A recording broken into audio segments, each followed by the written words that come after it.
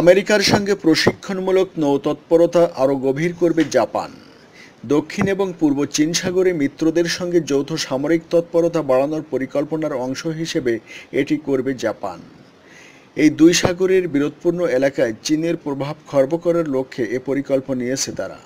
পূর্ব চীন সাগরের বিতর্কিত এলাকায় চীনা জাহাজের বারবার ঢোকার কথা উল্লেখ করে জাপানের নতুন প্রতিরক্ষামন্ত্রী তোমোমি ইনাদা বলেছেন, মার্কিন নেতৃত্বাধীন সামরিক তৎপরতায় আরও বেশি করে অংশ নেবে তার দেশ। পূর্ব চীন সাগরের দিয়াইউ বা সেনকাকু দ্বীপ নিয়ে চীন ও জাপানের মধ্যে দীর্ঘদিন ধরে উত্তেজনা বিরাজ করছে। বেইজিং বলছে প্রাচীনকাল থেকে ওই এলাকা নিয়ন্ত্রণ করছে চীন। অন্যদিকে 1895 সাল থেকে ওই এলাকা নিয়ন্ত্রণ করছে জাপান।